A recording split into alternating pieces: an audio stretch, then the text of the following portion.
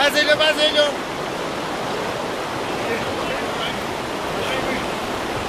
Ben filmden veririm size.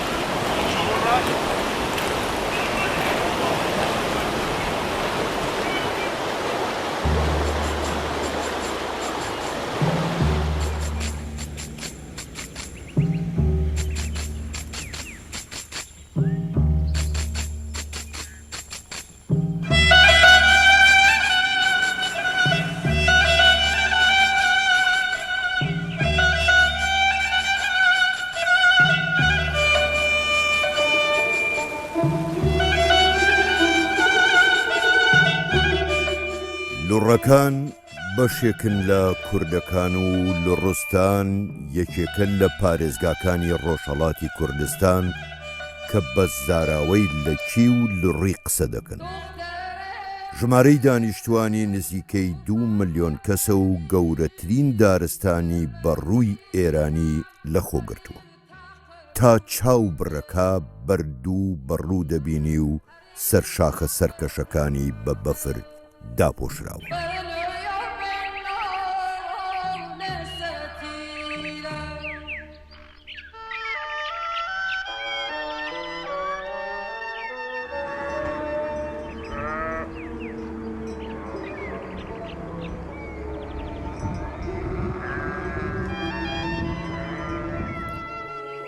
سروشتی لورستان مرۆڤ سەرسامەکە و جوگرافیایەکە لە دار و شاخ و ڕووبار.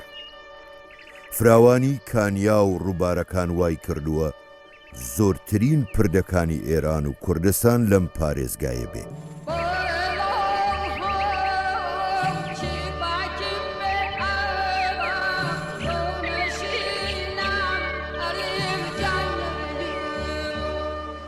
زۆرترین شوێنەواری پردە مێژوویەکانی کوردستانیش هەر لەم پارێزگایە دەبینرێ کە مێژووی دروستکردنیان بۆ سەردەمی ساسانیەکان دەگەڕێتەوە.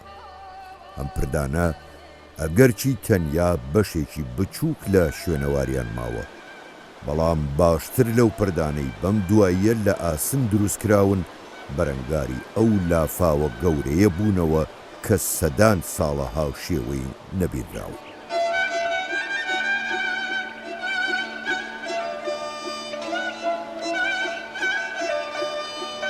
قەڵای مێژوویی فەلەکول ئەفلاک وەک هێمای شکۆ و دەسەڵاتی ساسانیەکان سەر و ملێک بەرزترە لە بیناکانی دیکەی ناوشار، بۆیە دەستی لافاوەکەی پێ نەگەیشت و لە بەرزترین شوێنی شارەوە سەیری ئەو خانوانەی دەکرد لافاوەکە بینە قاقای پێگرتە بوون.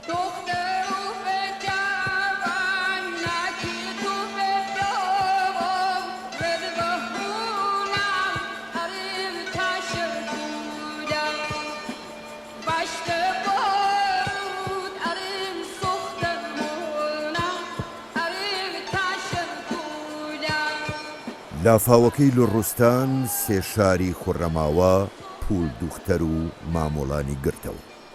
شاری خوڕەماوە ناوەندی پارێزگای لورستانە و نزیکەی 400,000 کەس تیایدا نیشتەجێ.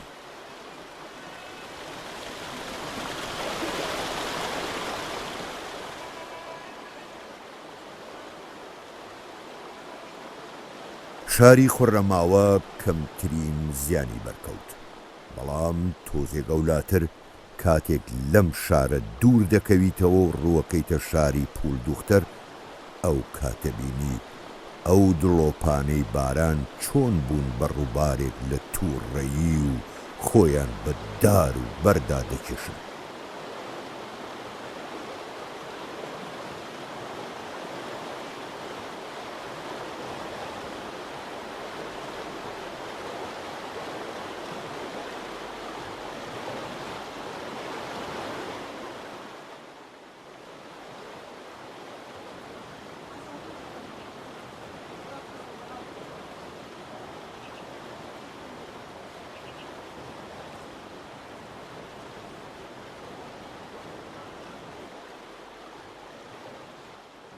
خبر سایم دخو حالا اناشتام نکردیم یه دفعه او ما ویشن کرد ما گفتم رفتم ریشه سپین هزدم و آساید دستش کردم ولی تا رمو او هم میایا هیست او میرم و دیم گفت او نیه گوشاش هم نمیشنوین کربی هم کم بینوی بی چشاش هم نمین دیم گفت نه او نیه گفتم خدا او و ما گرد ما رفتم دستش گرفتم گفتم ولی بیا تا رمو و ده هنه کردیم مردوی قدم نرفتیم و یه او و ما خود توفان بی ولاتن گرد ور یخچال و یخچال همونن کولری همونن یعنی هر ده خانواده ما هیچ چیزی ما نشتی نزدیک 400 کیلو برنجوری داشتم دخترها دینی و خدا همه بی نظر خاک همان او برد درد ده جوانم و هیچ ناریم درد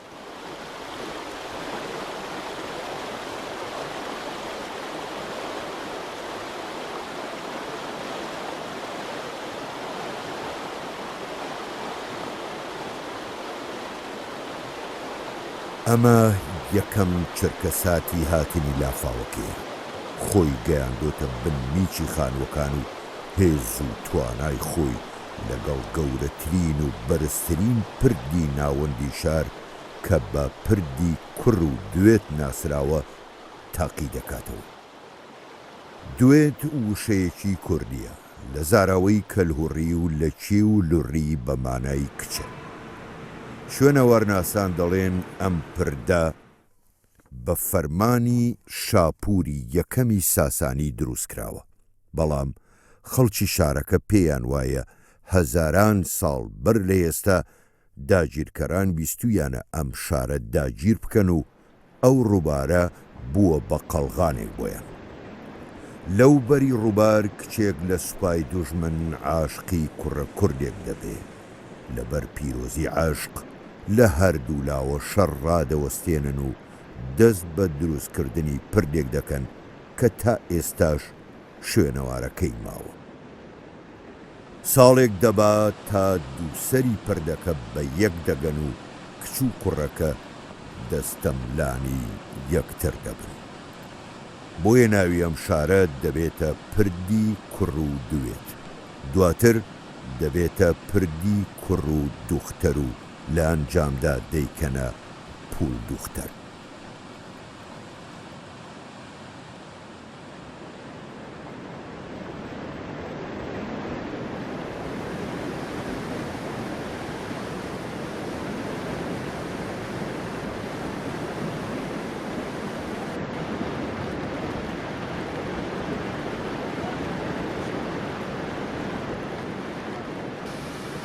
لافاوەکان پێچەوانەی پردەکان کەسەکان بە یەک ناگەێنن، بەڵکو جیایان دەکەنەوە و هەرچیان بنیاد ناوە دەیڕووخێنن و نوقمی ئاوی دەکەن. لەم شارە لافاو دەیان خانووی لەگەڵ خۆی دەکەن. ئۆتۆمبیل وەک بەلەم کەوتە سەر ئاو و ڕووبارێک لە یەخدان و مافور و مۆبیلیات کەوتە ڕێ. Bazelho, bazelho.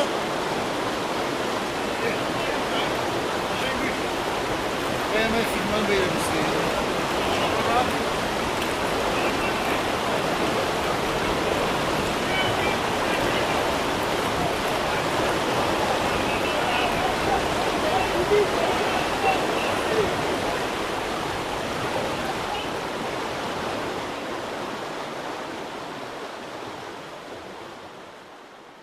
در روز 12 فروردین سیل وحشتناکی دیش اومد. بعد هونه ما دو طبقه بی که پدرم دونه آجوریاشون با زحمت و کشاورزی و کارگری نیاموریک که باعث بی همش تخریبی طبقه بالا برارم هم شاطر نونوایی و 25 سال زحمت در نونوایی دونه آجورش با زحمت و بدبختی نیاریک. یه هم پدرم که مریضی پارکینسون دارم میلرزه، مادرم هم 70 سال شب عمل باز قلب کرده، در نمیتونن تا تونستن کشاورزی کردن، تا تونستن زحمت کشین. اما هم نمیتونیم کار نیه که ریمو زحمتی بکشیم بتونیم هونه درست بکیم. دوستانی که کمک میکن، خیرینی که کمک میکن، اما سرپناه میامو کنسلیوبی و کنسرمایی خواه هم، اما خب مشکل اساسی ده ما حل نمیکنه.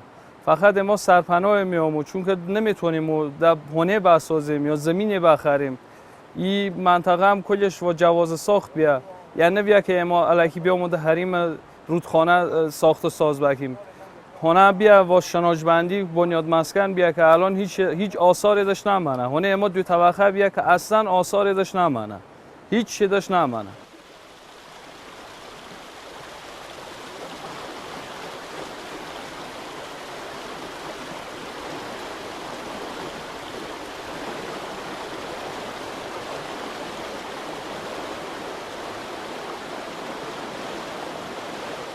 تووڕەبوونی سروشت کارە ساتی لێ دەکەوێتەوە. بەشێک لە خەڵکی شار هەست بەو مەترسیە دەکەن و ئەکەونە خۆ تا پێیان بکرێت کەل و پەلی ناوماڵ کۆ دەکەنەوە و لە لافاوەکە دوور دەکەونەوە. هەندێک کەسیش بێخەم سەیری دەکەن و نازانن ئێوارەی ئەو ڕۆژە یاخی بوونی ڕووبارەکە کارە ساتێک دەخولقێنێ کە تا ماون لە بیریان بێت.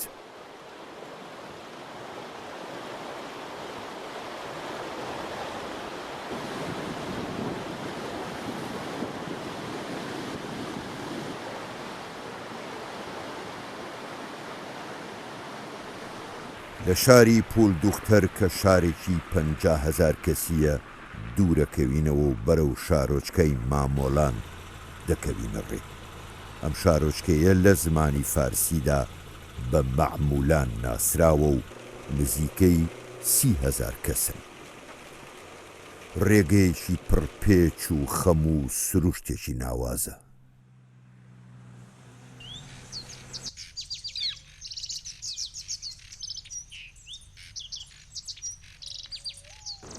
لافاو زیانی زۆری بە جادەکان گەیاندووە بەڵام نەیتوانیوە هیچ لە جوانی سروشتەکەی کەم بکاتەوە. ڕێگای چەندین گوند بە تەواوی پچڕاوە.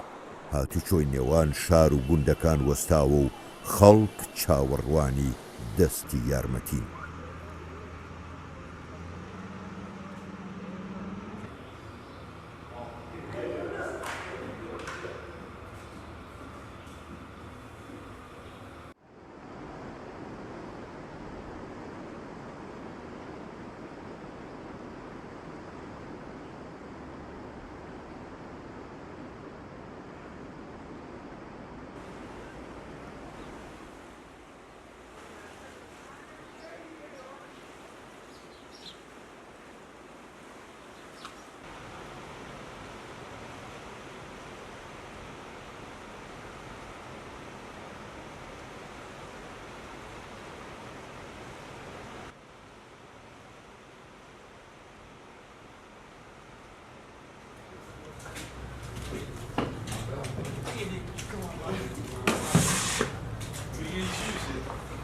آقا ما تمام از زندگی ما رده زیر آب زیر گل هیچ کس به داد ما نمیرسه. خواهشتم در این از مسئولا کمک مو بکن. تمام از زندگی ما آب گرفته به خدا خواستم. نه یخچال نه پتو نه رختخو هیچ چیزی نمونه نه تلویزیون فقط خودم تنها خالی موندم. کمکم بکید مسئولا. خواهشتم یا خونه کمین ظاهر باطن هیچ چیزی نمونه خود زیر گل به خدا خواستم. خواهشتم در مسئولیت کمک مو بکید جانور مزنه بشم و بیلونن آوارین تو کوشا به خدا خواستم. خواهش مو شما را کمک مو بکید و داد مو بررسید.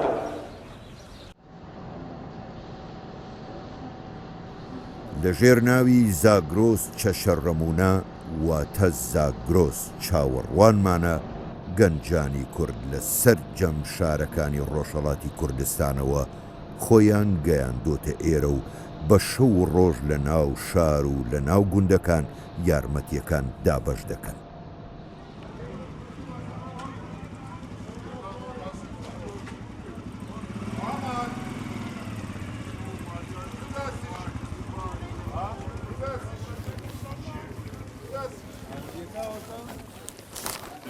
بەشێک لەم گەنجانە بە کۆڵ ئاو خواردن بە گوندی چەمی حەیدەر دەگەێنن کە چەند ڕۆژێکە ڕێگاکەیان لێداخراوە.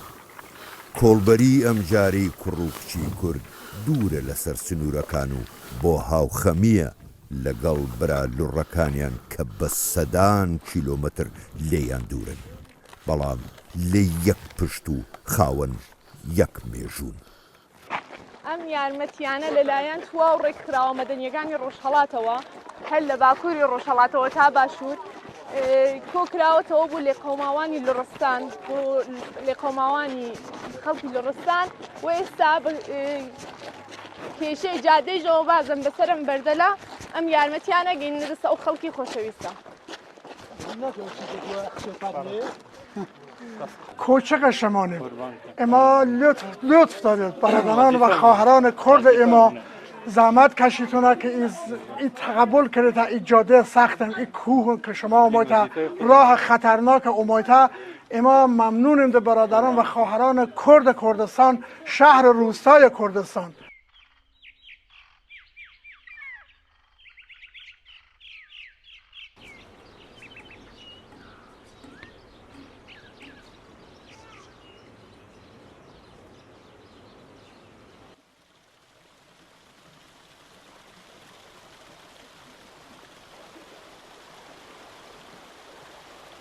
و یا هونه منه ما مخیف و خدا نه زنم نه بچم طاقت دیانه نیرن نارن و خدا نشت ما بیانیشه دخترم آورد معیشه چنو گریم بکن میاد ستگه بکه و خدا دانشجوی دارم یعنی هیچ چیزیش نمانه حتی مدارکش هم تمام او برده یعنی هونم در رمسه هیچی نمانه و جامعه 23 سال زحمت کشیمه گو یابی او بیا و یا 23 سال زحمت کشیمه بیا یا نه ما چنو خره بیرم واسر بچه من کجا برم چادر دن اوه اما این چادر چطور ده زیرش ده نیبکیم چادر موازه نیبکی ده زیرش به خدا یعنی سه دختر میاس ستکه بکه آورد مش کد بابا دلم پور نمینه تا نیام جا هونم و بینم به خدا آوردمش ایشه میاس ستکه بکه کرم یعنی سه 18 سال شد و خدا یعنی میاس ستکه بکه من نانم چه بکم چه خره بیرم واسر به خدا هیچ نه مدرکی هیچ چیزیشو نمانه و خدا فقط کارتی من از جیب او کرم و کارتی سیخم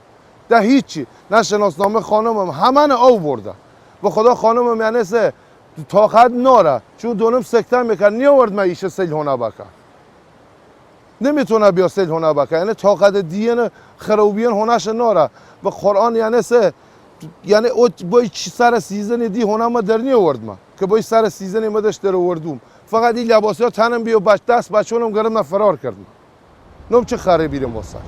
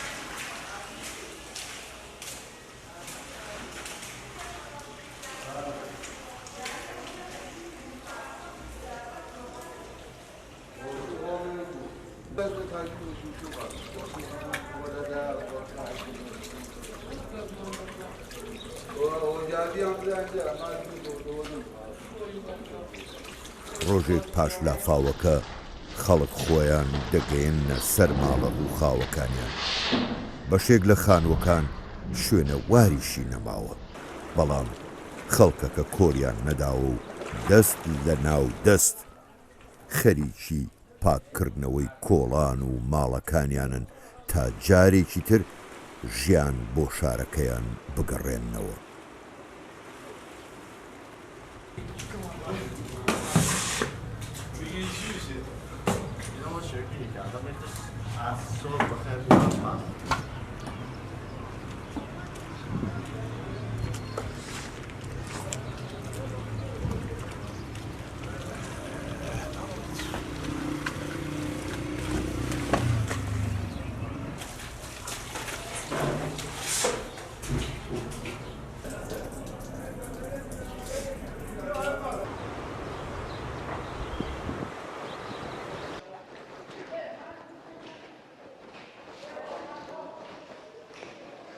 هیچ چیزی منامانه تلویزیون یخچال لوازم و برخیام تمام خراب اینا بار شکر مگه مرا مردم سیم باشورن شو و اینا که میدو و الیدی ما یا خونه ما هیچ چیزی نمانه سکو او تا کجا رده این خاتم گمیده خات اوه کومی دیویاری هم همه خرابی ندیش یعنی همه لباس شده هیچ چیزی منامانه ایسا انتظار دی مردم دولت داریم کمک مباکن واقعا هر که هر جا دستش تمامش مرزه دستمان بیره چون بعد 40 سال 50 سال در نمیتونیم شنی هونه شنی نبونیم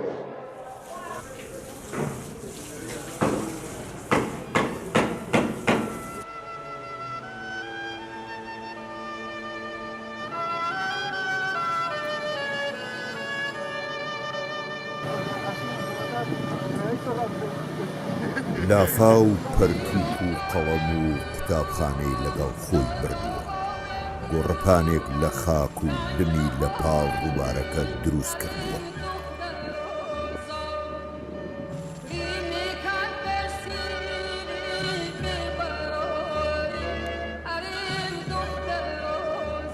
مناڵەکانی ئەم گەڕەکە ڕووخاوە لەسەر ئەو گۆڕەپانە نوێیە بۆ چەند ساتێک لافا و هەموو نەهامەتیەکانی لەبیر دەکەن و لە تەنیش قوتابخانە و ماڵە ڕووخاوەکانیانەوە دەکەونە یاریکردن.